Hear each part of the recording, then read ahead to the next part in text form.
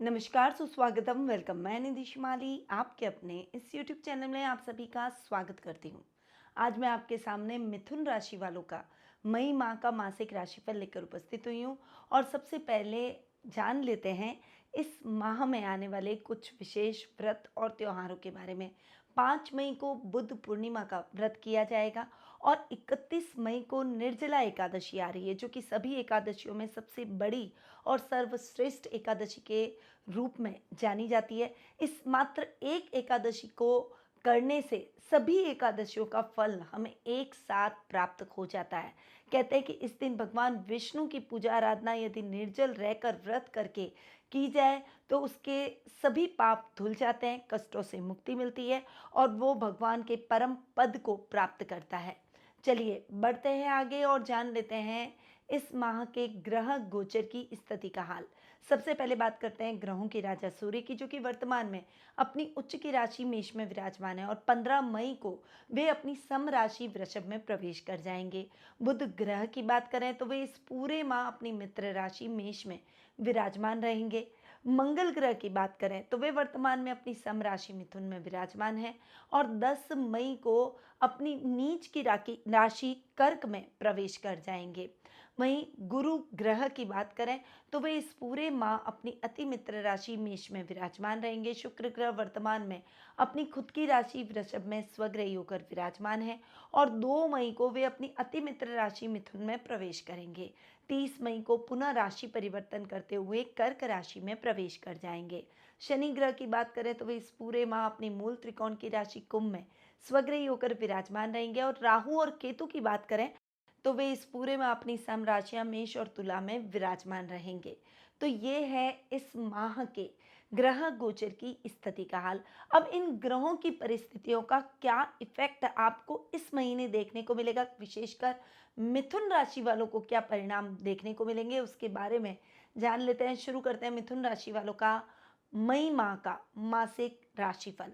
सबसे पहले मैं आपको बता दूं कि ये जो मैं आपको राशिफल दे रही हूँ ये चंद्र गणनाओं पर आधारित है और आपकी राशि और लग्न दोनों के हिसाब से समान रूप से प्रभावशाली भी है।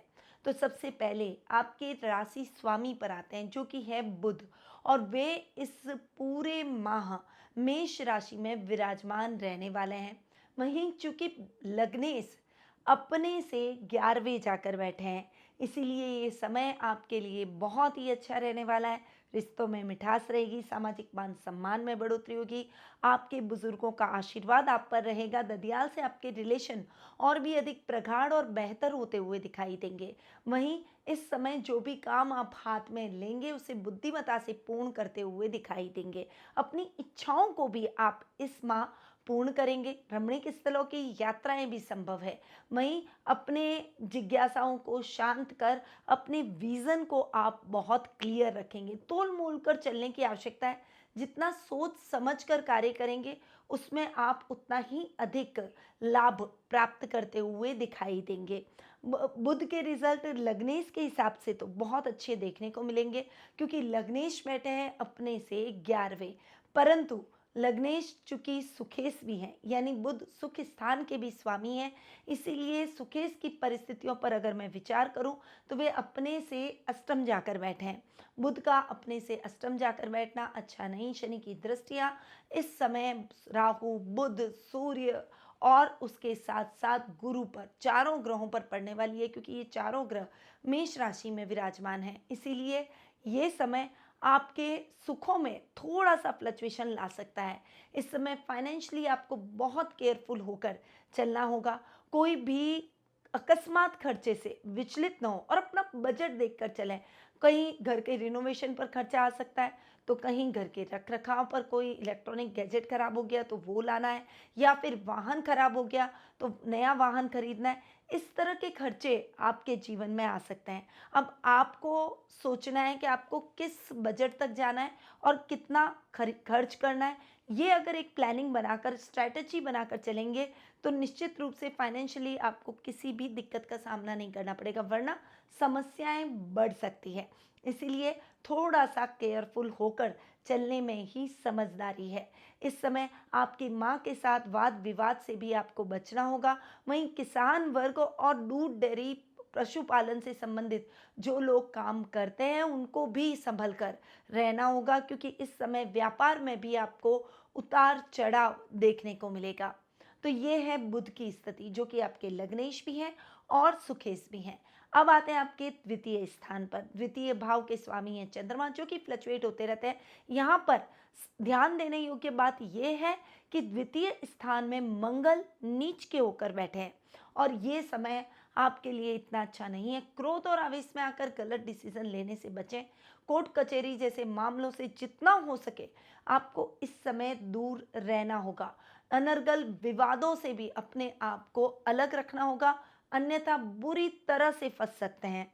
इस समय कोई भी ऐसी कंट्रोवर्शियल बात ना करें जिससे आपके रिश्तों में खटास पड़ जाए। इस समय केयरफुल होकर काम में आगे बढ़े, अपने अधिकारियों को विश्वास में लेकर कार्य करें तो आपके लिए बेहतर रहेगा। अब आते हैं आपके तृतीय स्थान पर। तृतीय भाव के स्वामी है सूर्य, जो कि अपने से नवम जाकर बैठ रहे हैं। सूर्य का अपने से नवम जाकर बैठना बहुत अच्छा, पर चूंकि शनि की तीसरी दृष्टि सूर्य पर पड़ रही है, इसलिए इस समय पिता पुत्र के संबंधों में कुछ उतार चढ़ाव आ सकते हैं। थोड़ा सा अपने संबंधों में केयरफुल रहें, अपने पिता के साथ वाद विवाद की स्थितियों से बचें। और अगर आप पिता हैं और अपने पुत्र या पुत्री के साथ में आपको बहुत शांति से और उनके साइकोलॉजी को समझते हुए व्यवहार करना होगा, वरना अति अनुशासन, अति कठोर व्यवहार से बच्चे विद्रोही हो सकते हैं।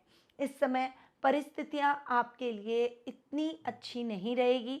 आपको अपनी मेहनत के दम पर परिस्थितियों को अपने अनुरूप करना होगा। पराक्रम में वृद्धि होगी। छोटे भाई बहनों का पूरा सपोर्ट आपको देखने को मिलेगा। राजनीति में भी आपका वर्चस्व बढ़ता हुआ दिखाई देगा। तो ये है सूर्य की स्थिति और तृतीय भाव के स्वामी की स्थिति। अब सूर्य आधे माह बाद यानी 15 मई को वृषभ राशि में यानी आपके 12th हाउस में खर्च स्थान में चले जाएंगे और यहाँ पर सूर्य के रिजल्ट आपको बेहतर मिलते हुए दिखाई देंगे। खर्चों में भी कमी करेंगे, फाइनेंशियली आपको थोड़ा सा ठीक करते हुए दिखाई देंगे। कर्ज की स्थितियों से आपको थोड़ा रिलैक्सेशन इस माह देखने को मिलेगा। इस समय आपको अपने रिस्की कामों में हाथ नहीं डालना चाहिए। जो रूटीन में काम चल रहे हैं उन्हीं कार्यों को करने का प्रयास करें। तो इन बातों का ध्यान रखेंगे तो समस्याएं किसी भी तरह से आपके जीवन में विकराल रूप नहीं लेगी। अब आते हैं आपके पंचम भाव पर। पंचम भाव की अगर मैं बात करूं तो पंचमेश और आपके द्वादशेश सेम है, यानी शुक्र है। पंचम भाव के स्वामी भी शुक्र और द्वादश स्थान के स्वामी भी शुक्र हैं। अब पंचम भाव का स्वामी लग्न में जाकर आपकी पर्सनैलिटी के भाव में राशि में जाकर विराजमान हो रहा है। यहाँ पर आपको बहुत ज़्यादा अपने करियर में सपोर्ट मिलता हुआ दिखाई देगा। अपने से नवम जाकर बैठे शुक्र के आपको बेहतरीन परिणाम देखने को मिलेंगे। कलाकारों के मान सम्मान और प्रसिद्धि में वृद्धि होगी। कला वर्ग के छात्रों को मनानुकूल परिणामों की प्राप्ति होगी। यहाँ पर आपको अपनी कृति के लिए, सृजनात्मक कार्यों के लिए सराहा जा सकता है और आपको सम्मानित भी किया जा सकता है। वहीं इस समय संतान से मिसअंडरस्टैंडिंग भी हो सकती है, क्योंकि केतु बैठे हैं आपके करियर के स्थान में। वो करियर को थोड़ा सा फ्लक्चुएट कर सकते हैं। इस समय जॉब छूटने के और नई जॉब लगने के चांसेस है, परंतु आप जॉब परिवर्तित तो करेंगे पर पहले से बेटर जॉब ही आपको मिलेगी। इसीलिए आपको टेंशन करने की आवश्यकता बिल्कुल भी नहीं है। तो पंचम भाव के हिसाब से शुक्र के रिजल्ट आपको बहुत ही अच्छे मिलेंगे। अब द्वादश स्थान की बात करते हैं, जो कि है खर्च का स्थान। यहाँ पर खर्च के स्थान में आधे माह में सूर्य जाकर बैठेंगे, जो कि खर्चों को जलाएंगे, क्योंकि सूर्य जहाँ बैठते हैं उस घर को थोड़ा सा जलाते हैं। इसीलिए यहाँ पर खर्चों में कमी आएगी और खर्च भाव का स्वामी अपने से एक घर आगे जाकर बैठा है, इसीलिए अनर्गल खर्च से आप बच जाएंगे। जो भी कार्य आप करेंगे सोच समझ कर करेंगे, जिससे आप अपने खर्चों को बैलेंस कर सकें। इस समय आपके सहकर्मियों के साथ वर्क प्लेस पर भी तालमेल अच्छा रहेगा। अधिकारियों के साथ में एक मृदु व्यवहार के साथ आप उनकी आज्ञा में रहेंगे तो निश्चित रूप से प्रमोशन और इंक्रीमेंट के योग बनते हुए दिखाई देंगे। बचत योजनाओं में इन्वेस्टमेंट आपके लिए लाभकारी रहेगा। अब आते हैं आपके सिक्स्थ हाउस पर, यानी आपके सिक्स्थ हाउस के लॉर्ड है मंगल, जो कि महीने के प्रारंभ में ही राशि परिवर्तन कर आपके द्वितीय भाव में जाकर विराजमान हो जाएंगे। अब तक आपकी राशि में बैठे थे और अब वे आपके द्वितीय भाव में नीच के होकर विराजमान होंगे।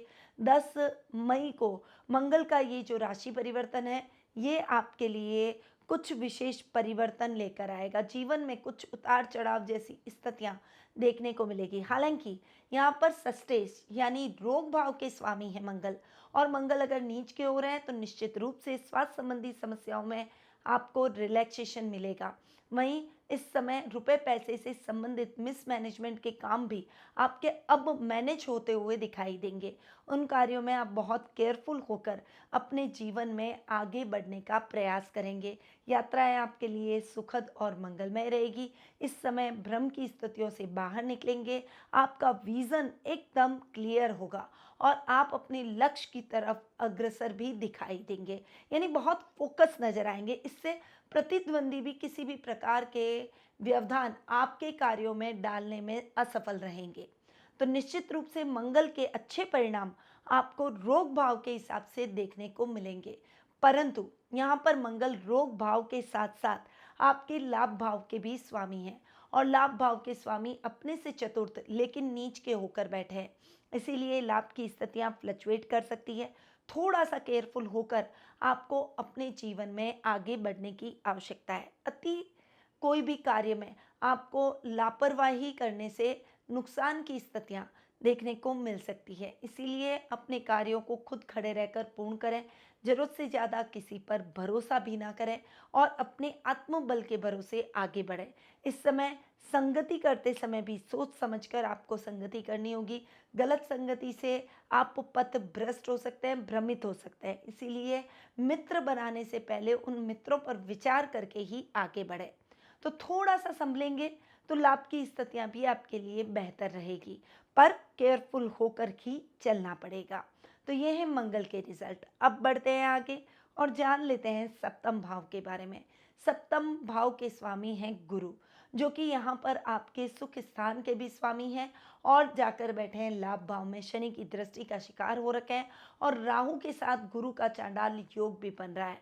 इसीलिए ये समय आपके कर्म और सप्तम दोनों भावों के हिसाब से इतना अच्छा नहीं रहेगा। हालांकि आपके सप्तम भाव के स्वामी अपने से पंचम जाकर बैठेंगे, परंतु इन परिस्थितियों में गुरु के जैसे रिजल्ट आपको मिलने चाहिए वैसे नहीं मिलेंगे। यानी मेहनत आप करेंगे, क्रेडिट कोई और ले जाएगा, और ये कतई कोई भी इंसान नहीं चाहता कि मेहनत मैं करूं और क्रेडिट कोई और ले जाए। इसीलिए मेहनत करते चले जाइए, फल के साथ आप थोड़ा सा अवेयर होकर आगे बढ़िए। अपने अधिकारियों से थोड़ी सी तालमेल बनाकर चलें। व्यापार कर रहे हैं तो व्यापार में फूक फूक कर कदम रखें। कोई भी एक गलत कदम आपके नुकसान की स्थितियों को बढ़ा सकता है। इस समय आपकी खोई हुई वस्तु आपको पुनः प्राप्त हो जाएगी, जिससे आपके मन में प्रसन्नता के भाव उत्पन्न होंगे। वहीं दाम्पत्य जीवन में उतार चढ़ाव की स्थितियां चलती रहेगी। घर के झगड़ों से या फिर आपसी मतभेदों से आप थोड़े से परेशान नजर आएंगे, परंतु विवेक और बुद्धि का इस्तेमाल कर आप इन परिस्थितियों पर काबू पाने में सफल होते हुए दिखाई देंगे। वहीं वर्क प्लेस पर अधिकारियों का साथ और सहयोग आपको भरपूर मिलेगा। परिणाम आपको अपने लिए सकारात्मक मिलेंगे। छात्रों का पढ़ाई में मन लगेगा और लक्ष्य की प्राप्ति के लिए आप अग्रसर रहेंगे। तो ये हैं गुरु के रिजल्ट। अब आते हैं आपके अष्टम भाव पर, जो कि आपके नवम भाव के भी स्वामी हैं, वो हैं शनि, और नवम भाव में स्वग्रही होकर बैठे हैं। देखिए, शनि जहाँ बैठते हैं उस घर को बढ़ाते हैं, और वैसे भी अभी तो शनि अपनी मूल त्रिकोण की राशि यानी अपने ही घर में बैठे हैं। इसीलिए भाग्य स्थान के हिसाब से शानदार परिणाम आपको मिलेंगे। अष्टमेश भी अपने से एक घर आ गए, इसलिए रूटीन में जो अब तक परेशानियां आपको देखने को मिल रही थी, अब उनसे आपको छुटकारा मिल जाएगा। आकस्मिक लाभ की भी परिस्थितियां आपको अपने जीवन में देखने को मिलेगी। मित्रों का साथ और सहयोग भरपूर मिलेगा। यात्राएं आपके लिए सुखद और मंगलमय रहेगी। इस समय परिवार के साथ कोई धार्मिक यात्रा भी आपकी प्लान हो सकती है। वहीं सामाजिक कार्यक्रमों में आपकी भागीदारी बढ़ेगी। अजनबी अजनबी लोगों को सहायता प्रदान करना या फिर मानव सेवा, जन कल्याण जैसे कार्यों से संलग्न होना, ऐसे कार्यों से आपके मान सम्मान और प्रसिद्धि में, प्रतिष्ठा में वृद्धि होगी। तो ये था मिथुन राशि वालों का मई माह का मासिक राशिफल। अब ये तो दिया मैंने आपको मासिक राशिफल। अब आते हैं कुछ शुभ तिथियों पर, जो कि आपके लिए बहुत ही लकी रह सकती है। इस समय आप अपने कोई भी इंपॉर्टेंट या मांगलिक कार्य कर सकते हैं। वो है 3, 8 से 12, 16 से 18, 21, 22, 27 और 29। ये तारीखें आपके लिए लकी रहेगी। इस समय आप अपने कोई भी शुभ या मांगलिक कार्य संपन्न कर सकते हैं। वहीं अशुभ तारीखें, जिन समय आपको केयरफुल होकर चलना है, उनके बारे में भी जान लेते हैं। वो है 1, 2, 4 से 7, 13 से 15, 19, 20, 23 से 26, 30 और 31। ये तारीखें आपके लिए थोड़ा सा ध्यान देकर आगे बढ़ने की है। इस समय केयरफुल होकर चलें। अब शुभ रंग पर आते हैं कि इस माह आपके लिए शुभ रंग कौन सा रहेगा। तो इस माह आपको नीला, भूरा, जामुनी, बैंगनी, इन रंगों का उपयोग करना चाहिए। इन गहरे कलर के उपयोग से आपके जीवन में एक सकारात्मक परिस्थितियां उत्पन्न होगी और ये रंग आपके लिए बहुत लकी साबित होंगे। अब आते हैं कुछ उपायों पर। सबसे पहले तो गजेंद्र मोक्ष का आपको पाठ करना चाहिए। प्रतिदिन अपने घर में भोजन करते समय पहली रोटी गौ माता के लिए जरूर निकालें। घर के दक्षिण पूर्व कोने में एक चावल के दाने का 1 घंटा तक दीपक जलाए रखें। ओम गंग गणपते नमः मंत्र का जाप आपको जरूर करना चाहिए और लाल चीज़ों का दान जरूर करें, क्योंकि मंगल नीच के हैं। तो ये कुछ उपाय हैं जो कि आपके जीवन को सकारात्मक दिशा में मोड़ सकते हैं, इस माह को उत्तम परिणामदायक बना सकते हैं। इसीलिए इन उपायों को आप अपने जीवन में जरूर अपनाएं। परंतु यदि आप अपनी जन्म कुंडली के माध्यम से अपने कुछ प्रश्नों के उत्तर प्राप्त करना चाहते हैं, तो टेलीफोनिक अपॉइंटमेंट और पर्सनल मीट के माध्यम से आप मुझसे जुड़ सकते हैं। जो स्क्रीन पे नंबर दिए गए हैं वहाँ आप कॉल करके या व्हाट्सएप करके अपना अपॉइंटमेंट बुक करवा सकते हैं, या फिर मेरी वेबसाइट panditnmshimali.com पर जाकर भी अपना अपॉइंटमेंट बुक करवा सकते हैं। भगवान विष्णु की कृपा सदैव आप पर बनी रहे। इस निर्जला एकादशी पर आप विशेष रूप से उनका आशीर्वाद प्राप्त करें। इन्हीं मंगल कामनाओं के साथ निधि श्रीमाली का नमस्कार।